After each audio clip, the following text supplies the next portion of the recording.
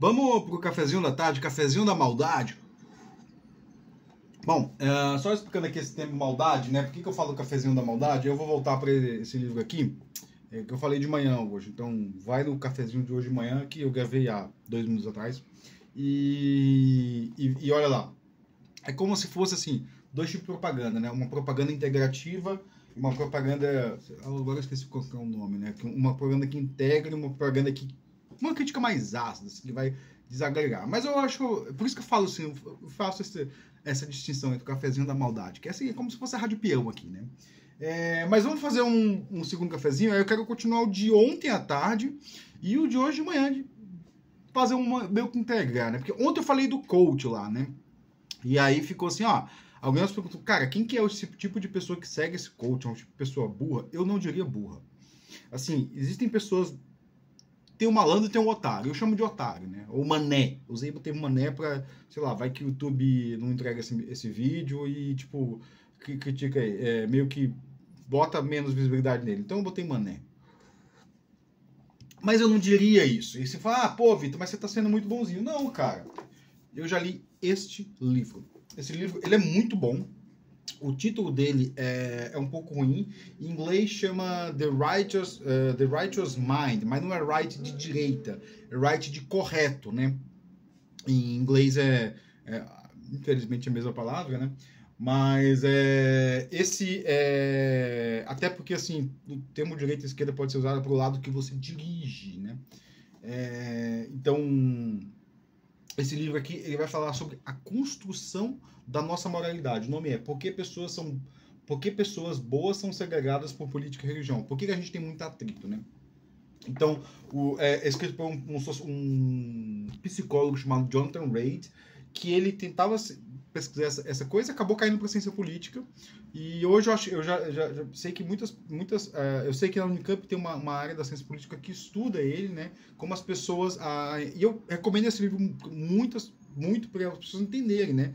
Por que as pessoas segregam, por que eles chamam os outros de burro e por que redes sociais são tão toscas, né? Tá, mas por que você tá falando disso, livro, e de coach, de pessoas malucas e de pessoas que são... que vão entrar, sei lá, cair nessas roubadas? Porque, gente, a gente numa mentalidade um pouco iluminista, não sei se é iluminista, acha que a gente ganha discussão com argumento. E eu faço muito isso aqui. Na verdade, vocês acham que eu faço, né? Porque eu não faço isso, né? Vocês acham que eu ganho discussão, a gente tenta ganhar discussão com argumento. Não fala, nossa, você tá coberto de razão. Não vai. Aí aquela coisa, né? Você não passa frio porque você tá coberto de razão. Nossa, você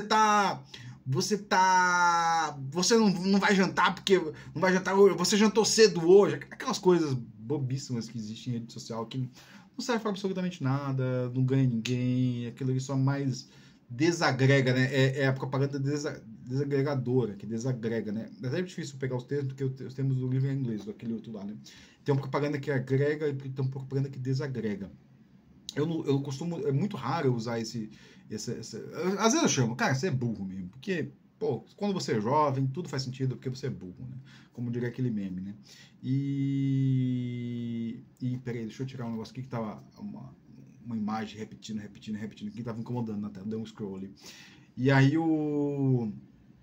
a gente acha que a gente vence argumentos a gente vende discussões pela argumentação. Não, a gente não vende pela argumentação. E aquela coisa do coach lá estava muito óbvio. A pessoa faz parte daqueles grupos, paga 250 mil, ela não vai lá pra ela tipo, aprender. Ela vai lá pra fazer parte de um grupo. Tudo é parte de grupo. Você faz parte de grupo, né? Então, assim, como é que você ganha um argumento? Você ganha um argumento quando você acolhe a pessoa. Você não ganha um argumento quando você chama a pessoa de burro.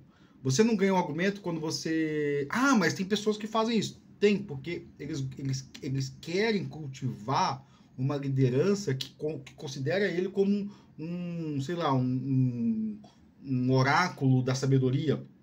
E as pessoas começam isso aí, quando elas ficam lá que nem o cachorrinho lá, quando ela já tem um público.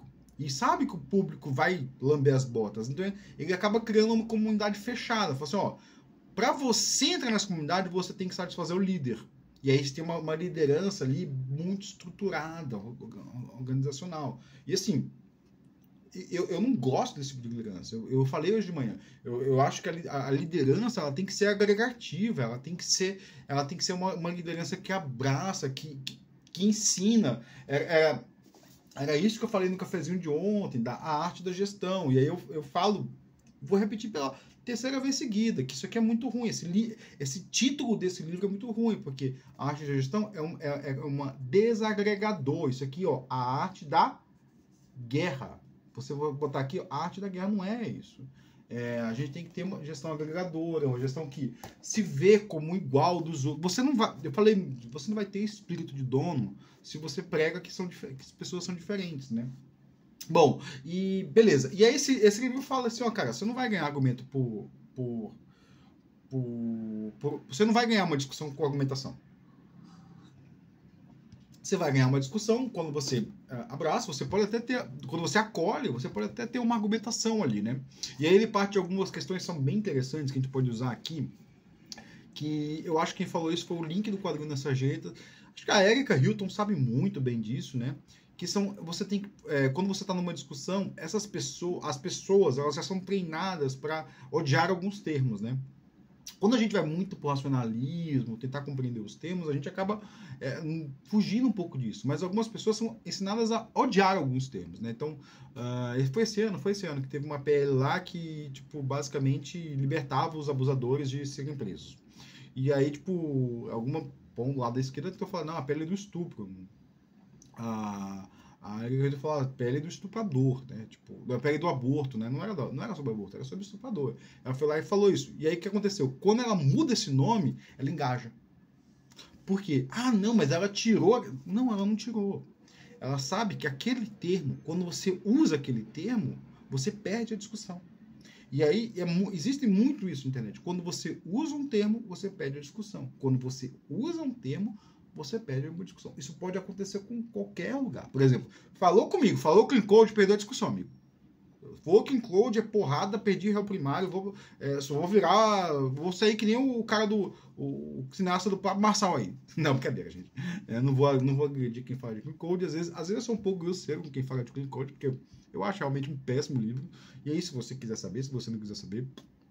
E eu acho muito engraçado, assim, porque esses dias aconteceu isso comigo, né? Eu botei uma pessoa lá que foi tóxica comigo. Se ela não foi tóxica com qualquer pessoa aí, eu não posso. Se a pessoa é tóxica comigo, ela é tóxica. Pode ser que ela não foi tóxica com você ainda, ou pode ser que ela veja interesse em você, ou pode ser que ela não foi. Por algum motivo, ela considera você um igual. Mas comigo ela foi tóxica, então, pra mim tá na minha listinha de tóxico ali. Tem uma listinha de perfil tóxico no Blue Sky. Se quiser ver lá, vai lá. Se quiser seguir, segue. Lá. E aí fala assim: eu parei de seguir o Vitor porque ele botou tal pessoa na lista tóxica. Eu falei, cara, beleza. Tipo, não vou criticar. Eu não vou contra-argumentar. Eu não vou ganhar discussão, cara. Eu não quero discutir. Eu quero aqui expor meus argumentos. Assim, as pessoas são livres para discordarem.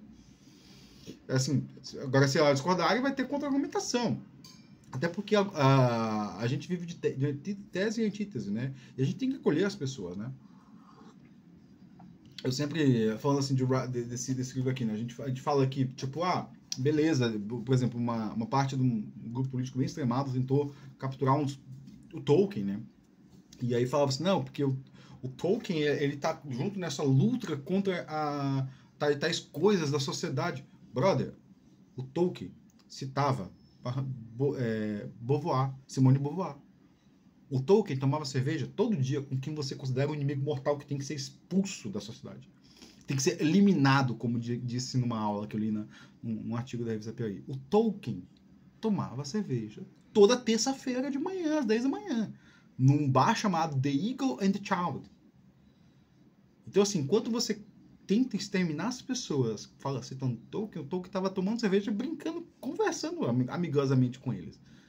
Então, assim, todos os livros do Tolkien são amizades. Aí você vê outra aquela coisa.